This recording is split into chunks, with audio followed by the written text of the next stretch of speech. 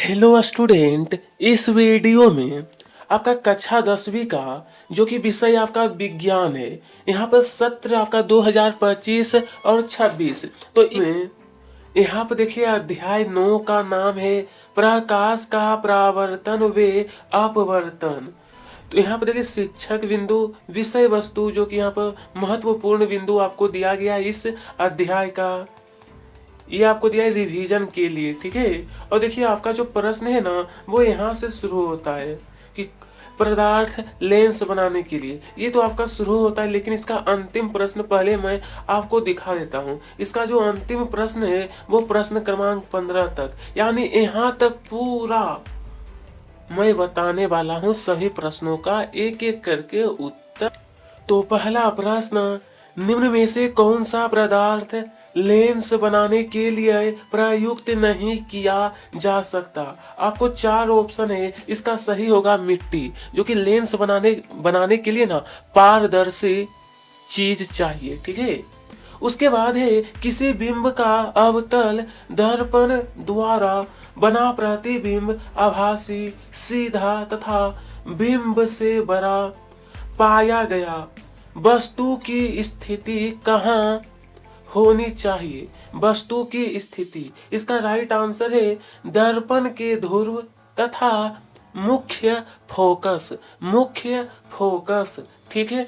इसके आगे देखेंगे नंबर 3 समतल दर्पण की फोकस दूरी। तो समतल दर्पण की फोकस दूरी अनंत।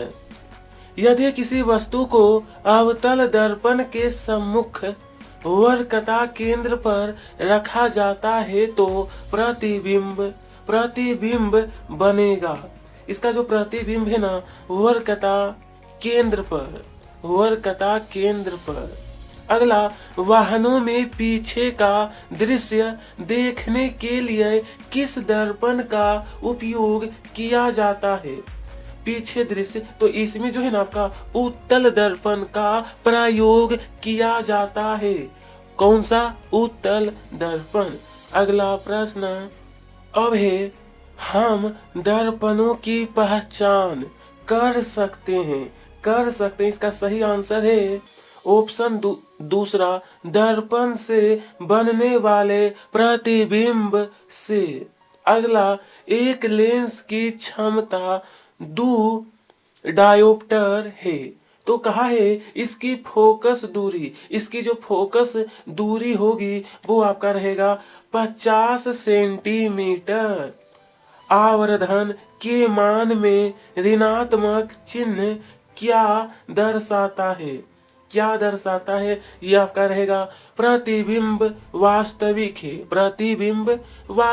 है। चलिए अगला प्रश्न क्रमांक 9 अब है, किसी दर्पण में चाहे कितनी ही दूरी पर खड़े हो आपका प्रतिबिंब सदैव सीधा प्राप्त होता है। संभवतः दर्पण है, ये आपको इसमें टिक लगाना है, या तो समतल अथवा उत्तल। ठीक है, चलिए 1 से लेकर 9 तक ये पूरा हो गया। अब देखेंगे यहाँ पर है, गोलीय दर्पण की फोकस दूरी उसकी वक्रता त्रिज्या की आधी होती है। अगला है, जब कोई प्रकाश किरण सघन से विरल माध्यम में प्रवेश करती है, यह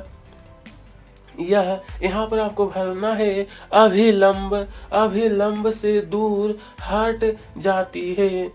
चलिए नंबर 3 में भरना है अवतल दर्पण में प्रतिबिंब वस्तु से छोटा परंतु उल्टा बनता है।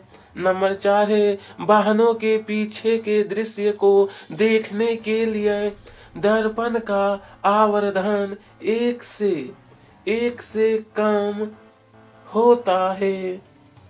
ठीक है, यहाँ तक पहले कंप्लीट करिए, उसके बाद हम लोग 5 से लेकर 9 तक देखते हैं। देखिए नंबर 5 में आपका रहेगा अवतल लेंस सदैव छोटा, आभासी तथा सीधा प्रतिबिंब बनाता है। यहाँ है प्रकाश का किसी सतह से टकराकर उसी माध्यम में लौटना परावर्तन परावर्तन कहलाता है। साथ में कहा है आपतन कोण का मान सदैव परावर्तन कोण के मान के यहाँ पर आप करेगा बराबर होता है। 8 नंबर में भरना है अपवर्तनांक। अपवर्तनांक दो माध्यमों में प्रकाश की चाल का अनुपात है।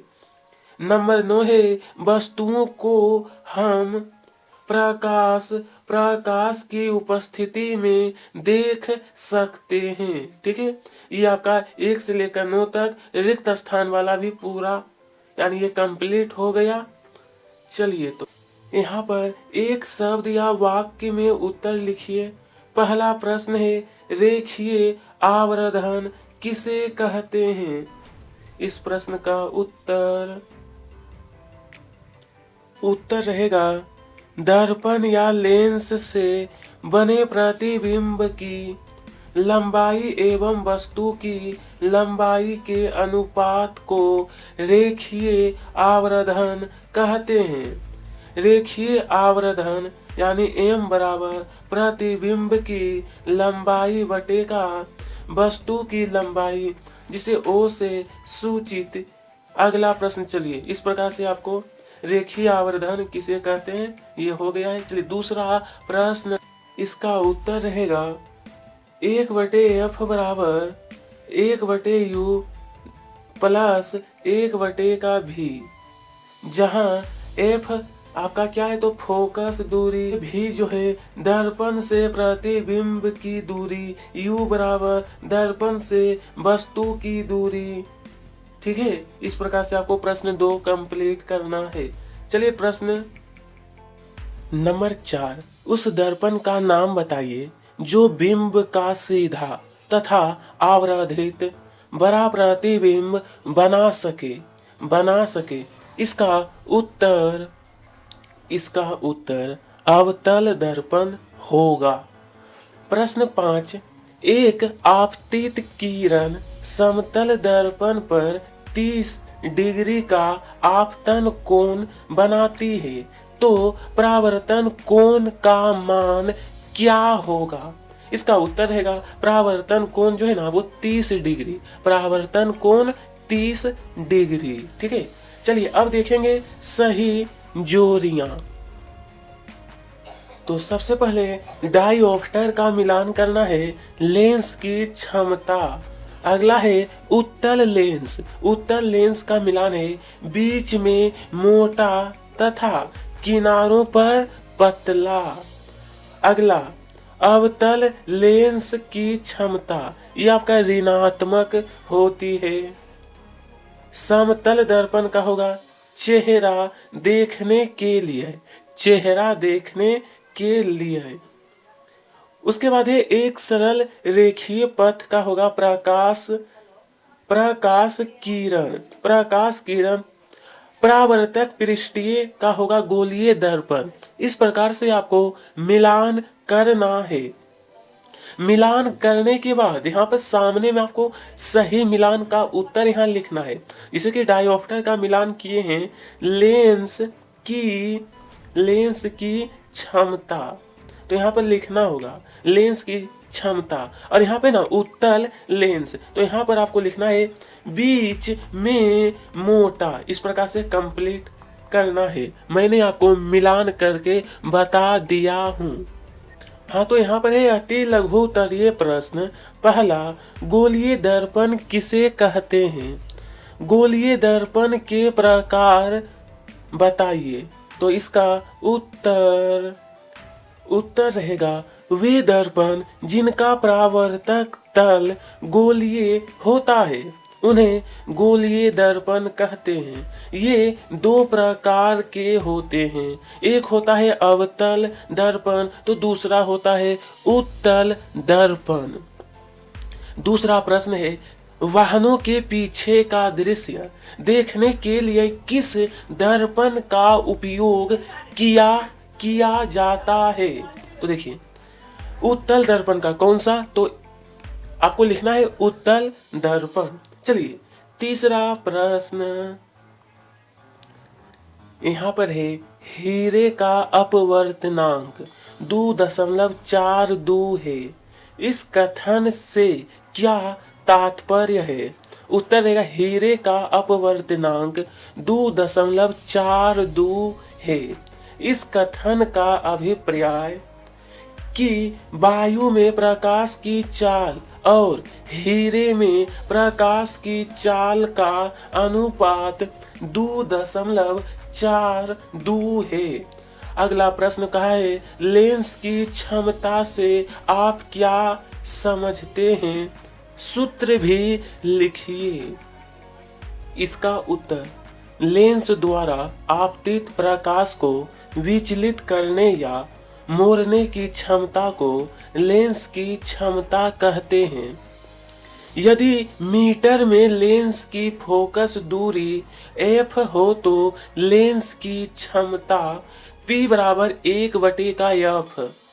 इसका मात्रक डायोप्टर है। अगला प्रश्न 5 है, वास्तविक प्रतिबिंब और आभासी प्रतिबिंब दोनों के बीच में आपको अंतर, तो आपके बुक में एक तालिका दिया गया है। विद्यार्थी, सबसे पहले वास्तविक प्रतिबिंब और आभासी प्रतिबिंब में निम्नलिखित अंतर है। एक तरफ आपका दिया है वास्तविक प्रतिबिंब, तो यहाँ पर है आभासी प्रतिबिंब। पहला अंतर रहेगा, इसमें प्रकाश की किरणें परावर्तन या अपवर्तन के बाद वास्तव में एक बिंदु पर मिलती है, और इधर लिखना है प्रकाश की किरणें परावर्तन या अपवर्तन के बाद पीछे बढ़ाने पर किसी एक बिंदु पर मिलती प्रतीत होती है। ठीक है। चलिए दूसरा अंतर, यह सदैव उल्टे बनते हैं, यह सदैव सीधे बनते हैं। तीसरा अंतर है, इन्हें पर्दे पर प्राप्त किया जा सकता है, और ये आपका है इन्हें पर्दे पर प्राप्त नहीं किया जा सकता। चलिए यहाँ तक आपका कंप्लीट है। तो अगला प्रश्न है, एक गोलीय दर्पण की वक्रता त्रिज्या 20 सेंटीमीटर है, इसकी फोकस दूरी क्या होगी? इसका उत्तर, सबसे पहले दिया गया है वक्रता त्रिज्या r बराबर 20 सेंटीमीटर, फोकस दूरी यानी f क्या है? अज्ञात है, यानी इसी को ज्ञात करना है। फोकस दूरी, देखिए इस सिंबल का मतलब होता है चूंकि, चूंकि मतलब होता है हम जानते हैं। फोकस दूरी बराबर f बराबर r/2, यानी कि r आपका 20 दिया है, तो 20/2, 2 से 20 कैंसिल, तो f बराबर कितना आया? तो f बराबर 10 सेंटीमीटर। प्रश्न 7, एक समतल दर्पण द्वारा उत्पन्न आवरण धन 1 है, इसका क्या अर्थ है? इसका अर्थ, उत्तर, इसका उत्तर, एक समतल दर्पण द्वारा उत्पन्न आवरण धन 1, इसका अर्थ है कि प्रतिबिंब का आकार वस्तु के आकार के बराबर है, और धनात्मक चिन्ह इस बात को दर्शाता है कि प्रतिबिंब सीधा तथा आभासी है। प्रश्न 8, प्रकाश के परावर्तन से आप क्या समझते हैं? इसके नियम लिखिए। इसका उत्तर है, जब कोई प्रकाश की किरण किसी चमकदार सतह से टकराकर वापस उसी माध्यम लौट जाती है, तो इस घटना को प्रकाश का परावर्तन कहते हैं। इसके 2 नियम है। प्रथम नियम, स्टूडेंट यहाँ पर लिखा हुआ है प्रथम, इस तरीके से होता है। प्रथम नियम, आपतित किरण, परावर्तित किरण और आपतन बिंदु एक अभिलंब तीनों एक ही तल में होते हैं। द्वितीय नियम, आपतन कोण और परावर्तन कोण जो कि बराबर होते हैं, यानी आपतन कोण आपका I, परावर्तन कोण आपका R, दोनों क्या होता है? बराबर। ठीक है। इस प्रकार से प्रश्न 8 आपका कंप्लीट। अब प्रश्न क्रमांक 9, चलिए प्रश्न 9, स्नेल का नियम नियम लिखिए। तो इसका उत्तर उत्तर देखिए, इसका उत्तर रहेगा स्नेल का नियम।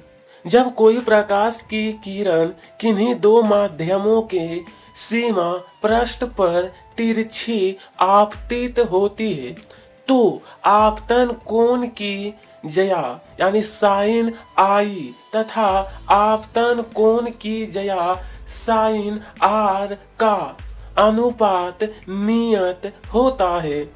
इसे पहले माध्यम के सापेक्ष दूसरे माध्यम का अपवर्तनांक कहते हैं। इसे स्नेल का अपवर्तन नियम भी कहते हैं।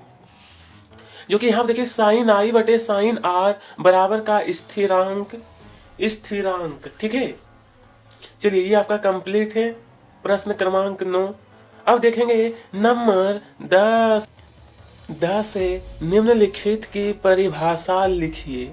जो कि अ में आपका ध्रुव, लेंस का मुख्य अक्ष, प्रकाशिक केंद्र, वक्रता केंद्र। तो चलिए सबसे पहले यहाँ पर ध्रुव, गोलीय दर्पण के परावर्तक तल के मध्य बिंदु को दर्पण का ध्रुव कहते हैं। इसे P से व्यक्त करते हैं। अगला है लेंस का मुख्य अक्ष। किसी लेंस के दोनों वक्रता केंद्रों से गुजरने वाली एक काल्पनिक सीधी रेखा लेंस का मुख्य अक्ष कहलाती है। अगला है प्रकाशिक केंद्र।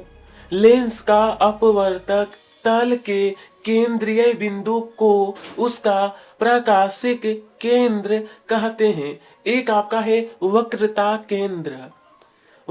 केंद्र उस गोले के केंद्र को वक्रता केंद्र कहते हैं जिसका दर्पण का एक भाग होता है। ठीक है, चलिए अब देखेंगे प्रश्न 12। ठीक है, क्योंकि आपके बुक में प्रश्न 11 नहीं दिया गया है तो सीधा देखेंगे प्रश्न 12।